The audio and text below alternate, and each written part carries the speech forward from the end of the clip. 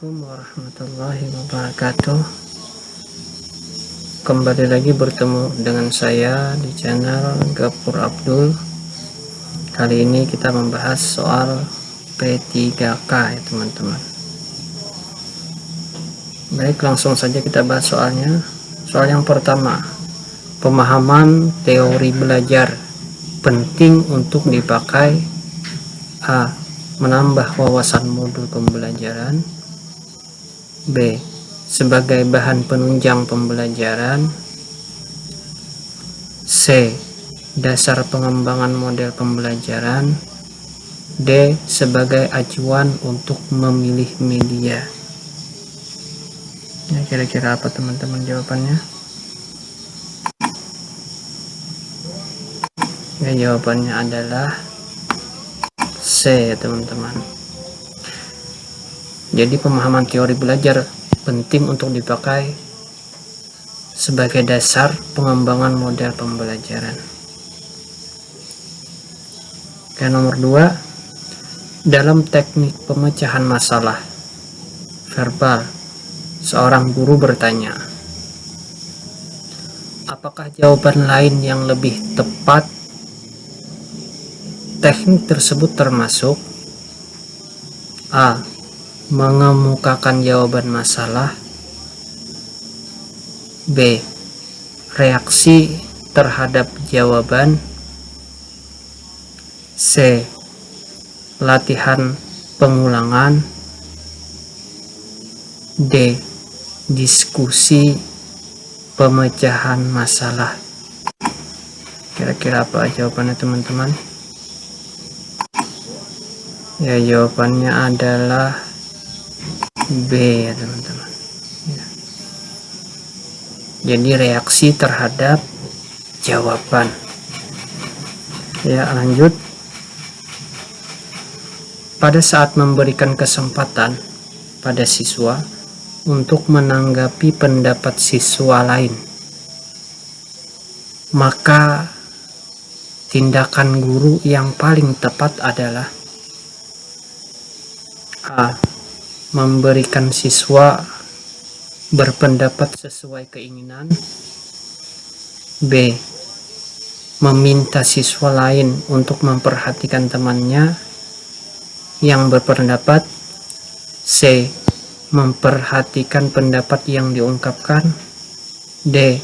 Memberikan arahan jika pendapatnya kurang benar. E. Jawaban A, B, C, D benar.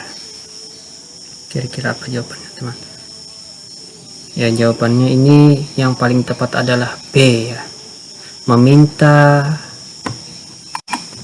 Ya, B jawabannya. Meminta siswa lain untuk memperhatikan temannya yang berpendapat. Nah, jadi pada saat memberikan kesempatan pada siswa untuk menanggapi pendapat siswa lain, maka tindakan guru yang paling tepat adalah meminta siswa lain untuk memperhatikan temannya yang berpendapat. Ya, lanjut ke soal berikutnya. Standar penilaian pendidikan diatur dalam Permendikbud RI nomor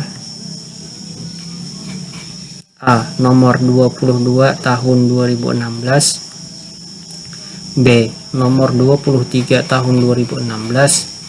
C. Nomor 24 tahun 2016.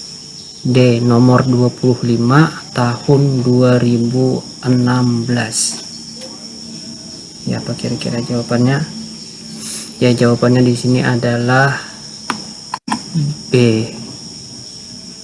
Standar penilaian pendidikan diatur dalam Permendikbud RI nomor 23 tahun 2016.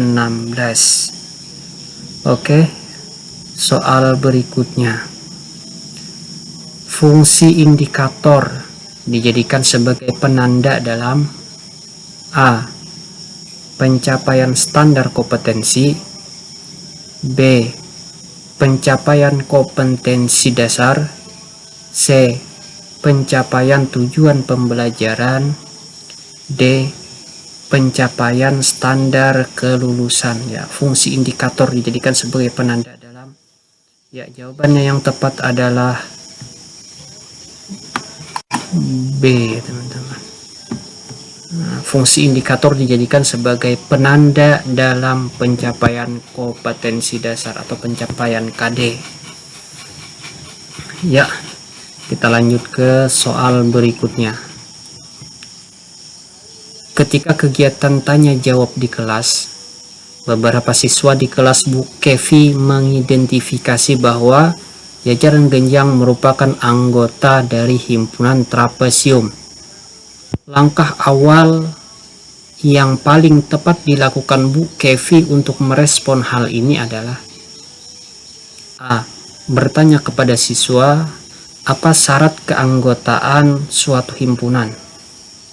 B. Bertanya kepada siswa mengapa bukan trapesium yang merupakan anggota himpunan jajaran genjang. C. Bertanya kepada siswa apa pengertian jajaran genjang dan apa pengertian trapesium. D.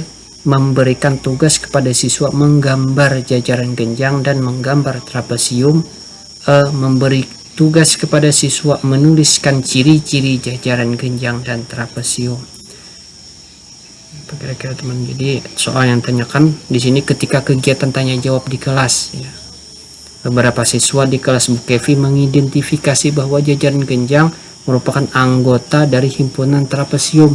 Langkah awal, nah ini langkah awalnya yang paling tepat dilakukan Bu Kevi untuk merespon hal ini adalah, ya, langkah awal respon Bu Kevi terhadap kegiatan tanya jawab di kelas tersebut.